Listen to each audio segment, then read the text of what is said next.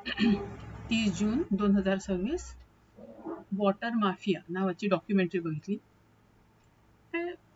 As usual आहे. Mainly त्यांनी मुंबई आणि दिल्लीला कव्हर केलं आहे आणि कसं पाण्याचं ब्लॅकमेलिंग चालतं आणि कसं शॉर्टेज दाखवलं जातं आणि शॉर्टेज झाल्यावर कसं लोकांकडनं पाण्याचे पैसे वसूल केले जातात आणि ते थोडे थोडके नाही तर करोर्समध्ये वर्षाला त्या लोकांना मिळतात. मेनली त्याच्यात ड्रायव्हर तर आहेच, तिथले लोकल आमदार खासदार जे असतील ते किंवा गुंड प्रवृत्तीचे लोक जी रिलेटेड असतील त्यांच्याशी आणि इव्हन डिपार्टमेंटमधले पण लोक, कारण त्याच्याशिवाय होऊच शकत नाही.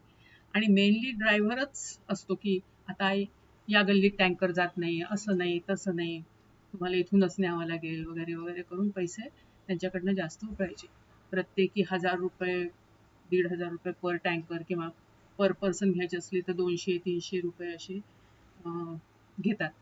आणि जास्ती करून आता जे मध्यमवर्गीय किंवा थोडे चांगल्या घरातले जे आरो वगैरे बसवू शकतात त्यांना गरज नाही आहे एवढ्या पाण्याची.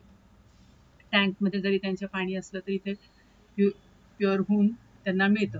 मग हे सगळे जे स्लम एरियाज आहेत किंवा चाळीत राहणारे आहेत जे जास्त साठवू पण शकत नाही आणि ज्यांना रेग्युलरली चांगलं पाणी प्यायला म्हणजे शुद्ध पाणी प्यायला मिळायला पाहिजे, तर अशाच लोकांना ते म्हणजे पकडतात किंवा टँकर्स त्यांनाच पुरवले जातात आणि त्यांच्याकडनं हे सगळे पैसे वसूल केले जातात. आणि त्याच्यामुळे इतका पैसा त्यांचा त्याच्यात जातो की मुलांना मग एज्युकेशन नाही किंवा प्रॉपर सुविधा नाही, या सगळ्या गोष्टी त्याच्यामुळे होतात. आणि जो मग समजा आता लोकांना लक्षात येते, तिथल्या काही चांगले लोक पण असतात, तर ते जर त्यांच्या अगेन्स्ट आवाज उठवायला गेले किंवा काही म्हणायला गेले की मग त्यांना मारायचं, लाथाबुक्क्यांनी तुडवायचं, हे असे सगळे प्रकार चालतात. तर आता गव्हर्नमेंटनी भरपूर जिथे जिथे म्हणजे पाईपलाईन नव्हती, बंद वॉटर सप्लाय, तर तिथे तिथेपर्यंत पाईपलाईन्स नेल्या आहेत.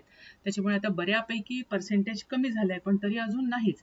काही म्हणजे ते पॉलिटिकल लीडर्स पुढे पाईपलाईन जाऊच देत नाही त्यांच्या इंटरेस्ट करता म्हणून, अशा गोष्टी पण घडतात. किंवा स्लम एरियाजचे लोक जी मोठी पाईपलाईन असते मेन जी सिटीला पुरवते, तर त्याच्यातनं मग रात्री पंपानी पाणी हे लावून मशीन लावून पाणी ओढून घेणं वगैरे प्रकार सगळं चालतं.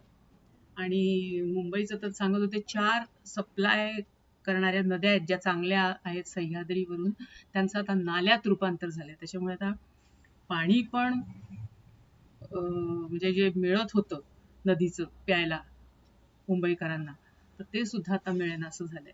आणि म्हणून हा म्हणजे खरं तर आर्टिफिशियल शॉर्टेज किंवा क्रायसिस या वॉटर माफियांमुळे निर्माण झालाय. तर चांगली इन्फॉर्मेटिव्ह डॉक्युमेंटरी. थोडी डॉक्युमेंटरी त्याच्यामुळे लहानच आहे, 40-45 मिनिटाची. ओके.